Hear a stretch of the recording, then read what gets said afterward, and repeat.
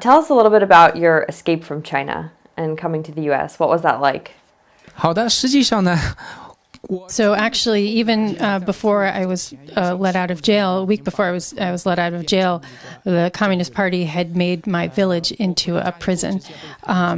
So when I got home, there were 70 or 80 guards around the village watching us and not letting us go anywhere. And they put up 7 high-powered lights around my home, and they had a crew of guards, revolving guards, that came to live inside our yard and in our home, and they would curse us and abuse us. They had 7 video cameras, surveillance cameras, watching us around my village, and also cell phone jammers put up so we couldn't call out or communicate with anybody. Communist Party officials took many dozens of thugs into our house to beat us, and this happened 3 times. They even threw my wife onto the ground and kicked her and beat her mercilessly.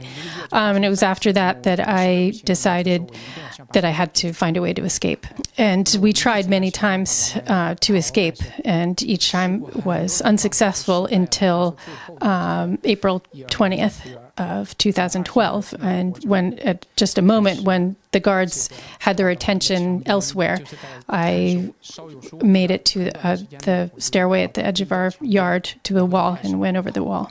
And in this whole process of escape, I went over 8 walls and crossed over 9 rings of guards that were set up around our village. I went over fields, through a wooded area. I crossed a river until I made it to a neighboring village. And after I went over the 5th wall, I was very close to some guards, but I'd broken 3 bones in my foot. So after that, I essentially had to crawl, and it was extremely difficult.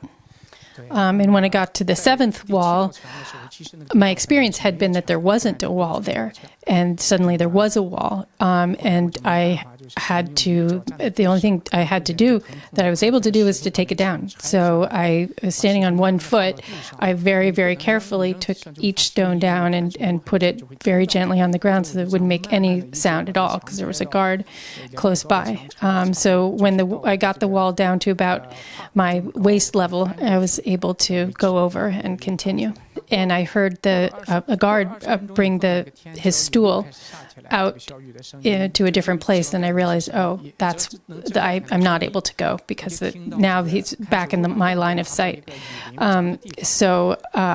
But then a while later, the rain started again, and it covered up much of the little sounds. I heard him bring his bench back under maybe the side of a roof or something like that.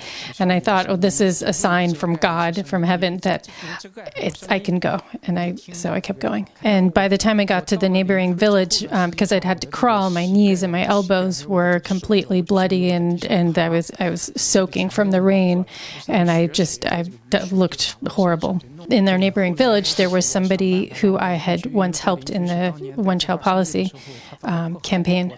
And so I managed to find that person, and they put me in one of their little sheds. And from there, they were able to get in touch with some of my family, and later I was able to get to Beijing.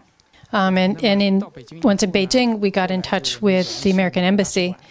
The Chinese Communist Party found out about it, and they sent 4 spy cars to follow us. And we had 2 hours of a chase in the embassy cars, being followed by these the Chinese operatives. And finally, we made it to the embassy. And following that, in the embassy, the United States government and the Chinese government engaged in a pretty intense negotiation. By the end of it, the Chinese Communist Party had no choice but to let me and my family come to this free land, to America. I am so grateful for America, for the American people, for taking us in, and I will do whatever I can to make this an even better place. Can you tell us about the people on the posters behind you? Gao Zhisheng, behind me is Gao Zhisheng, and he is a lawyer. And in 2005, it was about the same time that he, as when I started to get involved in human rights, that he started to speak up about injustices in society. And he was active in my case as well when I was under detention and in jail. And when there was a time when he was coming back to Shandong to speak up about my case, and he was captured and put in jail and put in prison. He was sentenced, but then put on probation, but was put in a secret detention facility. He was tortured while he was being detained, and then he was put in prison for 3 years, and he has now been disappeared for over 4 years. Nobody knows where he is. Nobody knows if he's alive or dead. Behind me on the other side is Zhang Jian, and she was also a lawyer, and she was somebody who promoted the idea of the Chinese Association of Lawyers, that the head of that organization should be elected by the other lawyers, other members, instead of being appointed by the Chinese Communist Party. And because of speaking up about the Lawyers Association, she had her legal the right to practice law revoked. As a result, she became a citizen journalist, and when the pandemic broke out in Wuhan, she traveled there to see what the situation was like under lockdown and how many people had died from the pandemic.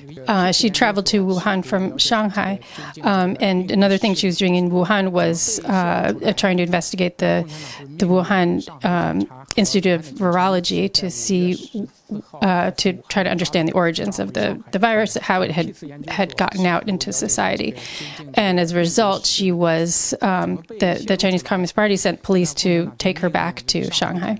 And she was detained on May 14th of last year. She was 去年 of last year. And since that time, she has been on a hunger strike, and she all the way till now. And she's 1.7 meters, and is now weighs about 40 kilograms. So she's lost a lot of weight, and her situation is extremely critical right now. And her family is not allowed to visit her, not allowed to see her, and reports are that her situation is very dire. She can't lift her head up by herself. Every day they're force feeding her through her nose, and her hands are tied put in handcuffs. The Chinese Communist Party will crack down severely on anybody who tries to investigate the virus and tries to tell the rest of the world about this. And I hope that people will speak out about Zhang Jian and will know more about her. And I hope that the rest of the world will insist on investigating the origins of the virus and getting to the bottom of that. And the CCP should be held responsible for their role in this.